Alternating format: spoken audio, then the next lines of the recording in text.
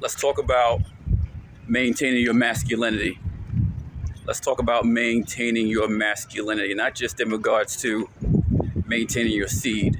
That's obvious because that's why we're on SR sobriety, to maintain our seed.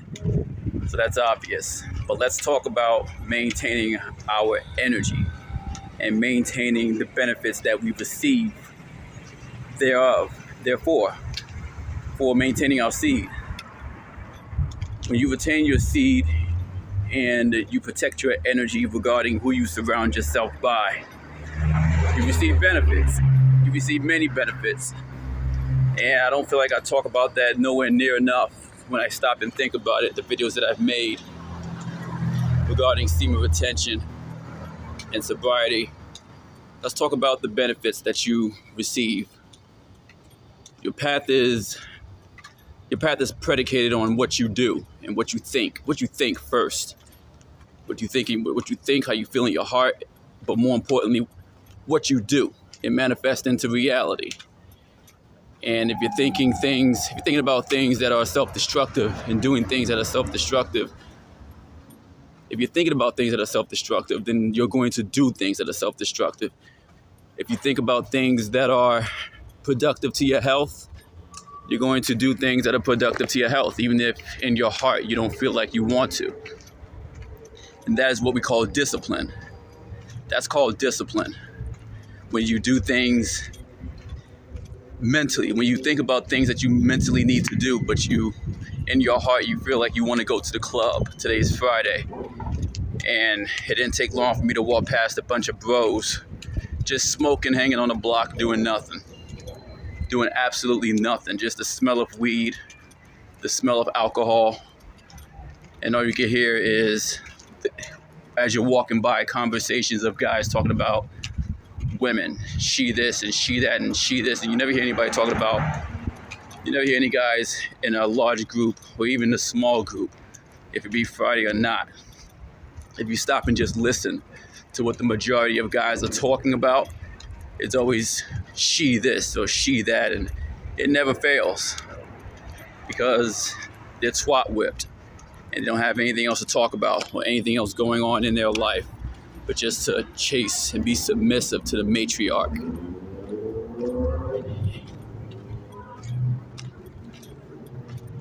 When you're doing things like that, whether you realize it or not, you're releasing energy out into the universe by constantly thinking about and talking about the matriarch society and how the matriarch society is run.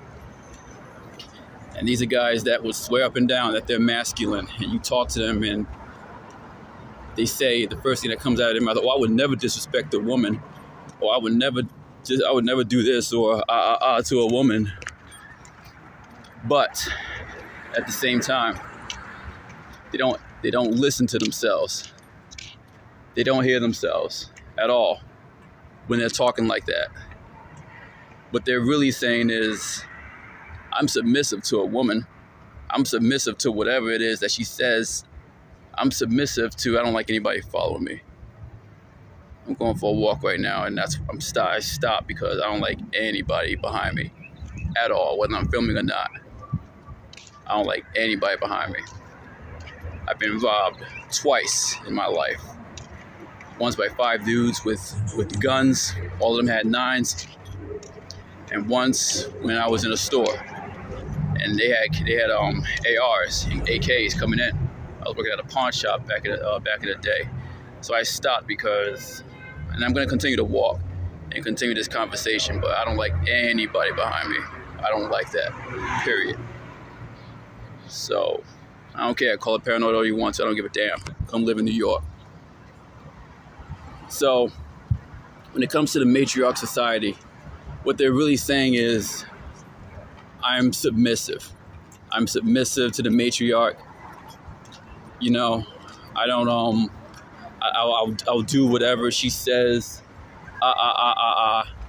just for the sake of, for the sake of twat, but they don't even get it. It's like the potential to get twat, which is all the more embarrassing because they're not even seeing this woman.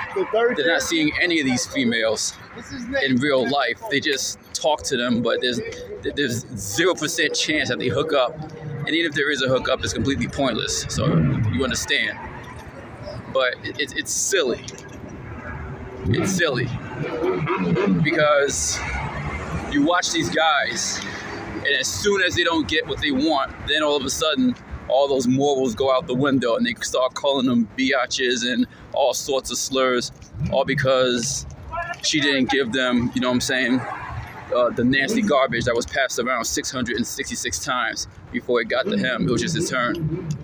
So what happened to all of that? Oh, I would never disrespect a woman. No, you cap. You just wouldn't disrespect a woman. You're just not going to disrespect her because there's the potential chance of you slamming some nasty garbage. You know? So guys like that are full of crap. They're full of trash, and they're pathetic. And it's nights like tonight that I feel good being sober and not being who I used to be, because I used to be one of those guys. That's why I can talk like that. I used to be one of those guys that would just hang on the block or hang in the pawn or hang in the the smoke shops, and just with the hope of like it be just respectful enough, you know what I'm saying, just to get her attention. But in reality, I didn't give a damn about her. I didn't give a damn about her, you know, whether she lived or died. It was just about clapping cheeks. And that's an awful way to live, because you're exerting so much energy for nothing in return. So how does that translate to semen retention, sobriety? Well, it's quite simple. When you're on semen retention and sobriety combined, because they both work in correlation in conjunction with each other, it's never good in any particular form, but especially when you're on semen retention, to be submissive to a woman is not good in any particular way. Because when you are, you lose energy as a man. You lose energy and you become distracted and you deviate away from your purpose, whether you realize it or not. And there's a whole, I'm just being nice. No, you're not. You're not just being nice. Number one, what are you even doing associating with a female in the first place? What are you doing associating with a female in the first place? If you're talking about your masculine, your energy's being siphoned away and you're relapsing. You just haven't relapsed in the physical sense yet, but you're relapsing energetically. You have to relapse energetically first before you reach the climax of the relapse. The climax, the physical relapse, when you spill the seed of God, that is the climax relapse. That's why they call it the climax. That is the relapse. The physical relapse, which is the worst kind of relapse. There are degrees to this, of course. I would recommend you do neither, because you have to mentally relapse before you just spill your seed and go into the physical state of relapsing, which is just completely awful. So how do you stop that? How do you stop yourself from relapsing mentally? I've already talked about it. You pretty much just completely exclude women from your life. You act them out of your life. If you don't need to speak to them, if you don't need to talk to them, don't talk to them. Because when you're speaking to them, what is the purpose of you speaking to them? You are participating in the matriarch society. And there's a reason why women are looking at you when it comes to semen retention. When they feel your energy, and they always fling their hair. You see them walk past a gazillion guys, but they always fling their hair when they're about to approach you or when they're walking past you. That's them trying to get your attention. But that's also them trying to look at their hair as like little strings of whips. Medusa, if you know who Medusa is, look her up. Snakes. It's to try to entangle you and to get you trapped. That's what their hair is for. That's why they fling it the way they do. Is to get you. These guys are trying to wreck on Friday night. You ain't hitting me though. is to get you entangled in their hair. Think about their hair as like little snakes, because that's what they are. It's to get you entangled in their hair, and it's to trap you, and to get their scent on you, and a whole bunch of other nasty, disgusting things that they do to try to get your attention. And the reason why you shouldn't feel good about that, at all, because that's a trap. That's them trying to make you submissive, and that's why they don't approach you. They're waiting for you to approach them. So you shouldn't feel flattered that they're flinging their hair at you, and they're trying to get you. Oh, look at this 10, and she's flinging her hair at me, and oh man, I feel so special. This has never happened to me before. You know, number one, stop the goofy nonsense. That's goofy. That's a goofy way to think. Because you shouldn't feel flattered. She didn't approach you. Even if she did, it doesn't matter, because there's no women left on earth anyway. But she did. Let's just keep it real. She didn't approach you. Why didn't she approach you? That's the question that all you guys always ask. I know you do. Why doesn't she approach you if she likes you so much? If semen retention is so real, why doesn't she approach you and be submissive? And even if she does approach you, and we'll get into that in a little bit, but let's talk about why she doesn't approach you. It's because she still sees herself as someone that you should chase. When you don't chase her and you turn away and you look away and look the other way, what you do is you deny her of her power, and you deny her presence, and you let her know the piece of garbage that she is. You let her know, and you make her insecure, because it's like, well, man, what's wrong with me? Why doesn't he like me? Why I flung my hair, I put on all my all my plastic makeup, and and I went to the gym, and what I'm saying, and I only slept with 665 guys today. Like, what's the big deal? You deny her power, which isn't much. The power of a woman is not much when you stop and think about it. It's really simple.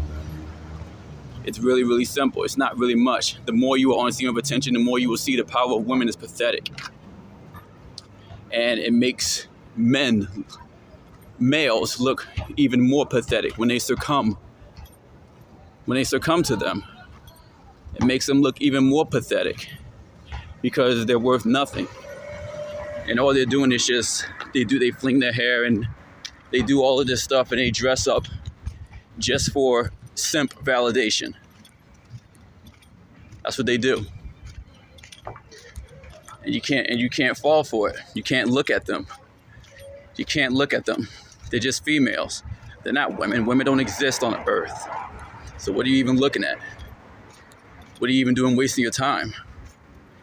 Now, that's a woman. What are you talking about? How many times have you said that? How many times have you fallen for that trick? How many times have you deluded yourself into believing that women exist on earth when they haven't been on earth for a long, long time? Our society, our old world, the old world died a long time ago, and we were created in this new world. I keep on talking about the new humanity. This is our humanity, a world where women do not exist. That's why they had to create television. They had to create television to give us the idea that women give us an idea of what women are. But in actuality, all they've been displaying are what females are. Females are in today's society, and that's not women. If you do enough history and you see how females used to act in the old days, those were women. And unfortunately, we weren't around. Our parents weren't around. Our great-grandparents weren't around. And believe it or not, even our great-great-grandparents weren't around at a time when women were women. At that time, they were kind of in the middle of the reset, and they were dying off. The last of the old humanity was dying off, in which men exist and women actually exist. So now we live in a society where we don't have women, and that's why every time you walk around outside and you hear somebody really loud talking and screaming at the top of their lungs, or talking really forceful, and you look around like, who is this guy? Who is this guy talking like? Who is this guy talking to? This guy is out of his freaking mind. Why is he talking so aggressive? And then you stop and take a double look, and you're like, oh, that's a woman. Oh, that's a female, because women don't exist.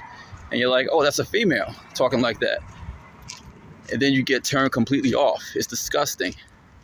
It's completely disgusting. Like, who is this dude taking up 6 spaces on a subway car with his legs? Why? This dude is not even big like that. Who is this guy? You know, I'm gonna leave bro alone. And you take a double look, like, oh, wait a minute, that's a female. And again, the meter drops, and you become completely disgusted with what you're looking at, and you should be, because that's not a woman. That's just a female with whatever issues that she has. But for some reason, she thinks that that's attractive, and it's not attractive to a man at all, and it never will be. It never will be. And that's the dilemma that they find themselves in as they get older and older. And then they want to settle down and have a family and have kids and find a high value man. But they don't want to acknowledge that they've never been high value their entire life, and they bought into the nonsense of they can just be any old kind of way and a man's just going to accept it. And it's going to happen. It's happening. A lot of men, unfortunately, have fallen for it.